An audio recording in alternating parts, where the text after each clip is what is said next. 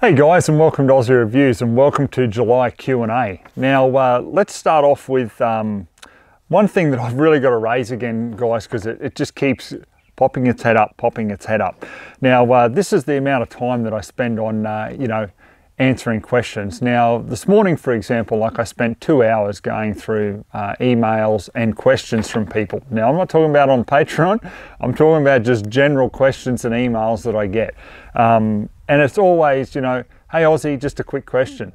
And unfortunately, usually it's never a quick question. It goes on to other things because people genuinely like talking about firearms just as I do. But guys, I've got to say it again. I cannot do it. I don't have enough time in the day. It's not humanly possible for me to spend hours each day just replying to general questions without getting anything back for it. Hence why I've had to limit answering those questions to people who support me on Patreon, okay? So if, guys, I'll put it very bluntly, if you can't afford $1 for a month to ask me as many questions as you want, then I'm sorry, I can't give you my time, okay? Because unfortunately, when bills come in, I can't then turn around to a business and say, well, look, hey, I've helped people out for 38 hours this month for free. Like, how about you cut me some slack? It just doesn't work that way, guys. So as much as I would love to be in a position financially where I can just sit there and answer your questions all day long and talk about something that is my passion and my hobby, I just can't do it. It's not possible. So please stop messaging me, asking me for all your help and questions, and then getting upset if I don't sit down and give you that time if you're not a Patreon supporter, okay? This is what I've had to limit it to, and I'll keep explaining it as long as I have to. People who want to whinge about that, no problem. If you're a plumber or something like that, how about I get you around and you do work for completely free for me, and then I'll refer you to other people where you can continue working for free as well. Unfortunately, guys, it just doesn't work like that. So please understand, if you want my help, or you see people whinging about me not helping them, unfortunately, you've got to be a member of Patreon, okay? I can't do it any other way. If you can think of any other way that I can do this, by all means, make a suggestion, but I can't do it with the limited time that I've got. So let's get into some more questions this month. First of all, what's new at Ozzie Reviews? Well, permits have come through and I've got the Ticker UPR, Ultimate Precision Rifle in 6.5 Creedmoor, and also one in 22 LR to have a look at there. So that's going to be quite interesting to have a look at. Also too, I've now completed the eye aiming scope, the 617, the thermal scope. I've completed that review. So a couple of dislikes, a couple of likes, obviously, with it. It's all included in there, so keep an eye on that. I'm going to release that very soon after this Q&A. Also, too, I tested some arms core ammo. A few people have been asking me about that, and I got some and tested it through my 22 Magnum, and you'll see the results in a quick review there as well. Also, too, guys, that AR-15 trigger that I've been approached to, review, is almost done, I'm told. So look, I'm not going to go chasing companies because that's not my job, but when they're ready, then I'll definitely review that. That's going to be awesome. If it obviously is the goods, that is, it's going to be great for us here in Australia because, having something that's made here, and then you can put it in your Warwick Arms or your Oceana or your Wedgetail Industries rifle, and even, Cat CARs and obviously Cat DARs here, and have a great trigger will be just awesome if it's the goods. So we'll see what happens there. Okay, so the next question I got here is from various people asking when the fish challenge, the Stinky Fish challenge, is going to occur. Guys, I'm actually probably going to do it, I'd say probably this weekend or this week, okay? So we've raised just over $2,000 there for melanoma research, which is fantastic. Not as much as I'd like to. I would have loved to have got up to $10,000 to really make a bit of an impact there. But, I do thank everyone who has donated, for that. Obviously, all that money is going to go straight to melanoma research. So, yeah, keep an eye out for that. We're definitely doing that. I haven't forgotten. It's just that I've left it a little bit longer because the donations have slowly been, increasing to at least over that $2,000 mark. Okay, next question I got here is from Paul, and he says, Hey Ozzie, what are your thoughts on the US gun laws? There's a lot of Australian shooters that talk about them as if they're evil, and thank God we don't have them. Then there's others that wish we, you know, had US gun laws. What's your thoughts? I'm keen to hear. Well, Paul, look, I've spoken about this for many, many years, and if you go back through posts, you know, you'll see my view on what my thoughts are with their laws. Now, depending on each state, they have different laws, mind you, okay? And it's very different demographically to Australia because, you know, there's a whole heap of other issues over there. Like if you look at, for example, like with the stats in the US, you know, like more people over there die from being killed by being kicked to death or punched to death than firearms, for example. You know, people get basically killed more with feet and fists. So what does that say about them in general? Are they generally a violent culture? I mean, I don't know, I can't answer that. You know, but so it is very different to here in Australia in many ways when you look at stats. But what I look at is, for example, places in the US where they have very strict gun laws, okay? Like, for example, New York. Now, New York City, there are 7-round magazine limits. You know, they've got bans on like ARs and a whole heap of other things. So basically, pretty much outlawing a lot of firearms, and even in some cases worse or stricter conditions than what we have here in Australia. Yet here they are, what I posted on Facebook there recently about you know, all the problems with gun violence in New York City. You know, so all of us who are into shooting, you know, we keep ringing the same bell going, exactly, it's not the licensed shooters that are the problem. That's right. But do these people in the media and various politicians care? They don't care. They just keep pushing on with the agenda. And, you know, as I've spoken about numerous times, that's where we've got to step up and start voting as one and putting politicians in place who will actually listen to us and change laws. So that's going off on another tangent. But to come back to your original question there, what I think about the laws is, you know, I don't have an issue with US gun laws in the sense of what a lot of people don't realise is when you go into a federal firearms dealer over there, so to deal with firearms you need to have what's called an FFL, Federal Firearms License. So to go to one of those dealers and purchase a firearm there, you have to undergo an FBI background check. So there's already background checks that get done there. So no more background checks are going to obviously, you know, solve crimes or anything like that. When you look at the violence with gun homicide over the last 20 to 30 years in the US, it's been coming down, not going up. But the problem is the media get onto like mass shootings and then they promote the mass shootings, and that sensationalizes the emotional thoughts in people, and understandably to a degree, because people don't want to see, you know, innocent people being killed. I mean, I'm certainly one of those people that, you know, don't want to see that. However, you need to find a balance between what's workable and what still ensures people's freedoms, in my view. So, for example, what I find absolutely ludicrous here in Australia, for example, is okay, you can't have even a 2-round semi-automatic shotgun because, you know, that's going to just, I don't know, cause a whole heap of problems. You know, if you listen to the antis, there'll be blood on the streets, all the rest of it. Well, we've got a 3-barrel shotgun with a single trigger. You go bang, bang, bang 3 times and it shoots exactly the same rate of fire. So what's the problem? You know, we can't even have a 2-round semi-automatic rimfire rifle, but we can have a rimfire rifle here in Queensland, you know, bolt action there if you want. You have it with a 50-round magazine, category A. You can have lever action 19-round, pump action 15-round rimfire rifles, but you can't have a 2-round semi-auto rimfire rifle. To me, that doesn't make sense at all.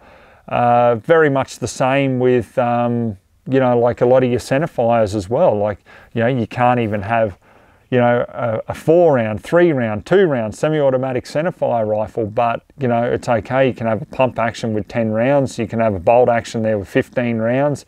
And in some states, for example, like, you know, New South Wales, where you can have a bolt action 50 BMG, okay, so a 50 cal bolt action, yet, you know, for the same purpose, just sports, target or recreational shooting, you can't even have a 2-round semi-auto rimfire 22. Are you kidding me? Like, I just find so many inconsistencies with the laws here, and that's why, yes, I do favour a lot of the US gun laws, because it actually allows people to have some freedom without crazy contradictions, depending on which state, obviously, because some states over there are very strict. So yeah, that brings me to the next part of your question there, which expands more on those US gun laws. Yes, I do believe that that people should have a right to defend themselves with firearms. 100% I do. You know, good people out there need to be able to defend themselves, because unfortunately, as we all know, we read enough articles in the media that police can't be everywhere at all times, just like the fire department can't be everywhere at all times. People have a fire extinguisher in their house. Why? To control that fire until the fire department gets there. And I look at self-defense with firearms in a home, in states and countries where that's obviously legal, as exactly that. It's simply a tool to give you a chance to survive until the police get there. That's exactly how I look at it. Nothing more, nothing less. So yeah, I hope that answers your questions, mate. I just think that there's a lot of misconception about the US gun laws. Everyone just thinks it's a free-for-all where, you know, you can just walk in and just get full auto machine guns and then just go out on a shooting rampage. Doesn't work like that. For example, like full automatic over there is class 3 or NFA items, so you've got to have a you've got to pay a federal tax stamp for that, and it's got to be legal in your state. Roughly at the present time, I think it's about 9 months waiting on background checks to be done over there to obtain that legally. So stuff like that. Never once do you hear that in the media over here. Not once. They just sensationalise it to go, we don't want US gun laws. And then what do? They push that out here. They misguide and mislead the general public. And then everyone out here preaches what they hear from the media. And then they just look like turkeys to anyone who has been to the US like myself and understands their laws. Because you just go, all you're doing is just regurgitating what you've heard from the media here, who haven't even told you an ounce of the truth. So it is embarrassing when I hear that, you know. So yeah, my view on the laws there, they do have a lot of laws that are very good. Then they have some laws which I find silly, like for example with a suppressor. You've got to pay a $200 federal tax stamp and wait, you know, up to 9 months there with background checks before you can have a suppressor. You know, New Zealand have been very liberal with suppressors for many, many years, not even requiring a license. You know, you can't do anything with a suppressor without the firearm. So, you know, to me, it's sort of like, okay, well, I'm going to ban those type of tyres, you know, but you can have the car, but just not those type of tyres. It just, yeah, it frustrates me, because I like to live in the real world and reality and not run off like movies and television and stuff like that. But unfortunately, a lot of these people, that's all they do. And you know, that's where they come to the, I guess, misconception about firearms, and in particular US gun laws. So I hope that answers your question. Next question I got here is from Rowan. Now just bear with me, guys, it is fairly in depth, but I will answer it. We just got to see where Rowan's coming from here. He says, hi Ozzie, hope you, Hank and family are well. I've noticed a trend over the past few months from our senior representatives at various levels of the law-abiding firearm owner community to target the aerial culling of deer and other pests in a derogatory sense, rather than showing support for those operations. Numerous posts have been made on various social media platforms which invoke negative outcries from platform members suggesting that aerial culling is inhumane, wasteful and a gross misuse of public funds.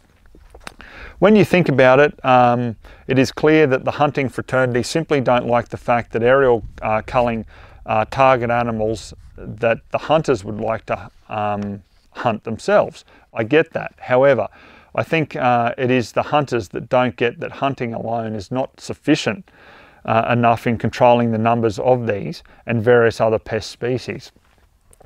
I've observed a number of aerial culling operations quite closely, and I know that the alleged shortfalls for what they are being called out are not true. I'm particularly gobsmacked when senior members of the Shooters, Fishers and Farmers Party actually quote green groups that have falsely admonished the quality of aerial culling of horses in the Guy Fawkes National Park some years ago. It's also clear that our hunting fraternity wish to gain access to national parks in New South Wales to broaden the field of their sport. This also forms part of the reason for shouting down the aerial culling operators who are conducting sorry, I just lost my spot here. Where were we? Who are contracted to operate over our national parks. I really don't believe that this is a valid tactic. I think it cheapens the appeal of those leaders and risks both the credibility of our hunting fraternity as well as their social licence. Would our senior leaders be better placed nurturing a more conducive relationship between hunters and the wider shooting community? What is to be gained from turning one group of law-abiding firearm owners against the other? What are your thoughts? Well, very simple, mate. I find that the government in particular has been quite skillful in turning different groups against one another. And why I say that is because look at, for example, when you know, there was the whole Adler shotgun debacle. What did they do? They went and picked farmers to be spokespeople to say nobody needs this, only us farmers need it. What an absolute cop-out. You know, and then what's it create? It creates division. What do you do to your enemy? Divide and conquer. It's as simple as that, and they've done that since 1996. So you'll get like the shotgun shooters who don't really care about the pistol shooters don't care about rifle shooters, vice versa, all the rest of it. And it's been going on since 1996. Since that time, we all look like a mob of morons because the government have successfully chipped away with the anti-gun crowd each year, and we're losing more and more of the pie, and we are just going downhill and downhill and downhill. And what's happening? Are we gaining anything? No. Not at all. This year, more restrictions. Next year, yeah, there'll be more again. Then you'll have the same. You'll have shooters going off and carrying on you know, like Facebook and all the rest of it, and arguing and you know, and then you'll get people going, well, nobody needs a semi-automatic. Like, yeah, like nobody needs a car to go over 100k an hour at all.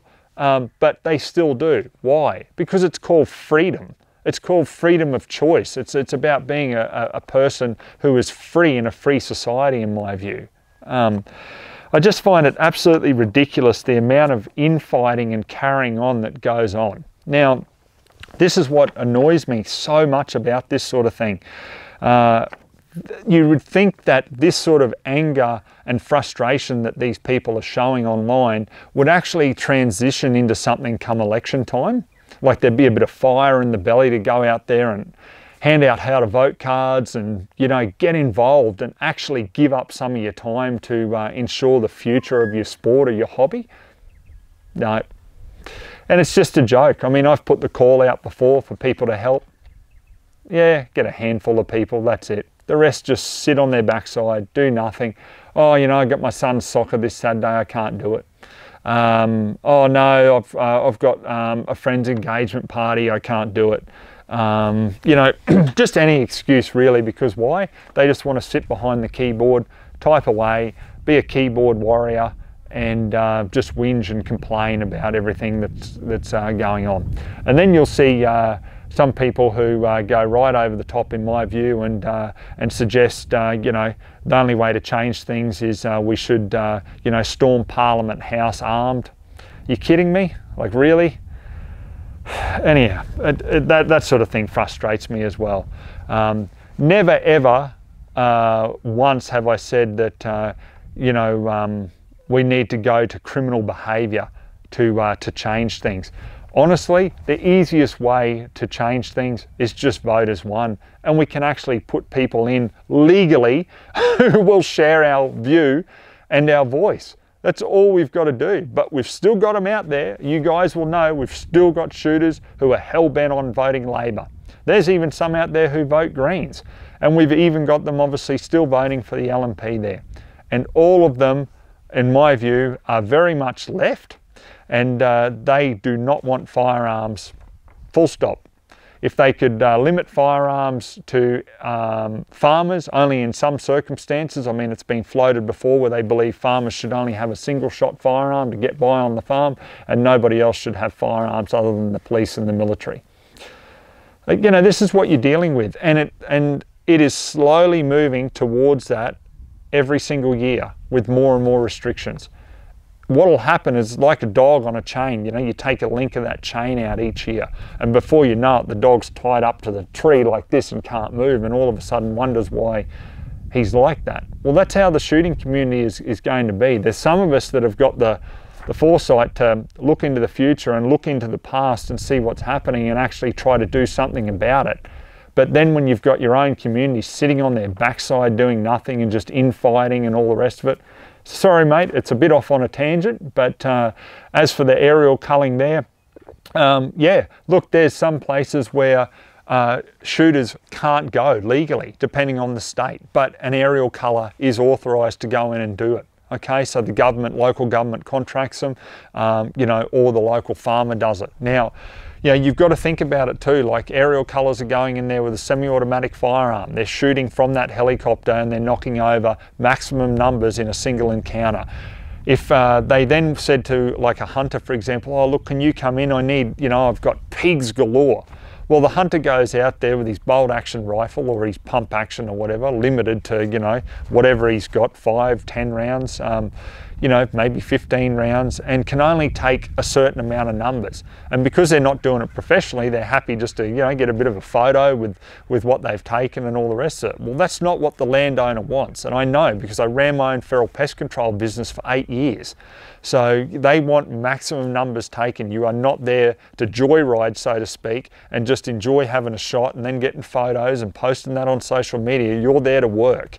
So, you know, I can understand what's going on there, but I disagree completely with people throwing like aerial colours under the bus. Like, it's just ridiculous. As soon as you throw a section of the community under the bus, the antis and the government will then fuel that fire, because then it will destroy another section of shooting, and then it's another piece of the pie gone. It's as simple as that. So the sooner shooters get on board, the better. Next question I got here is from John, and he says, "G'day Ozzie, how do you go about protecting Hank from snakes?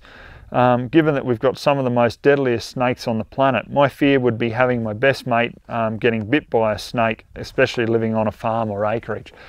Look, good question, mate. It's been at the forefront of my mind even when I had Cooper. You know, I was always worried, you know, about snakes, because especially like most dogs, you know, they see something that's wriggling, moving on the ground, they're at least curious, and most dogs will have that prey drive in them where they'll go up to them, put their nose on it, try to bite them or whatever, and then next minute they're getting bitten themselves. So, you know, it is a worry, but you can only take steps. Like, for example, you see behind me, like, you know, house yard here, you know, nicely mowed down. You keep the grass low. You know, there's various birds and stuff that come in, like kookaburras and that, and they target obviously snakes. So, you know, you can encourage them around as well. And, you know, if you've got a few of them around, that seems to ward them off. The only other thing that you can do as well is be a bit sensible. Like, you know, for example, like I like running Hank, but you know, of an afternoon in the summertime, you know, when you'll have snakes lying on paths, sunning themselves and everything like that, do I go running him? Well, not really. I'm a bit more cautious of it. So, you know, just things like that, mate. And areas like where you keep your dog, you know, you can snake proof it with mesh and so forth. So you're always going to have that risk there, but you can only do so much to, you know, to try to avoid it. Ultimately, if it happens, it'd be a terrible, sad day. But in saying that too, you know, that's where you make sure you've got the 5-in-1 anti-venin at your local vet, and you know, they know where you live and everything, so that if something was to happen, you can bandage your dog up and get them to that vet as quickly as possible. So yeah, that's how I look at it. Next question I got here is from Joshua, and he says, "G'day Ozzie, thank you for the great content. I'm looking at moving from Sydney at some point. What size property do you reckon would be a minimum size property to buy to go hunting and sighting your rifle in on? Thanks mate, Josh." Good question, once again, because it's very deceiving. A lot of people think that 40 acres is the minimum here in Queensland, which isn't the case. It's the minimum for policy from weapons licensing for you to be able to get your license for recreational shooting. So in other words, if you come here to Queensland, Josh, and you're a member of like, you know, an accredited club, okay? Shooters Union, SSAA, whichever, as long as they're an accredited club, you can actually use that club membership here in Queensland to put in your reason being target, you know, sports as your reason for that license. And when it comes out, your A and B license, it will have that recreational endorsement on it, which means you can then go and legally shoot on recreational land. So that's how it works. And that recreational rural land doesn't have to be 40 acres. It can be smaller than that. However, if you were using that land only and not a club membership to get your license, because if you had a letter from a landowner or your own land and you were using that to get your AB license, you'd also get the endorsement for club and target, even if you're not a member of a club, okay? Because it legally allows you to go to a club and shoot. So if you were using that letter to do that, then weapons licensing would want a minimum of 40 acres. That's their policy. It's not written into the legislation. So that's how it works. So hypothetically, you could get, for example, a license with your club membership, and then if you own, for example, 38 acres, that's zone rural and compliant with everything else, you know, not, you know, within a township and stuff like that, it is actual proper rural land, yes, you can shoot on it. The only thing is you have to be aware of, obviously, sensible things like your carryover of your shot, make sure it doesn't go onto a neighbour's property, all that sort of stuff. So yeah, that's a lot of people that a lot of things that people don't realise. So I hope that helps you out. All right, guys, we'll finish up. That's July Q&A done and dusted. So keep an eye out, guys. We've got a few of these videos I'm going to release very, very soon. And as I said, keep an eye out for that Stinky Fish challenge. I can't believe I'm doing it, but yeah, it's coming.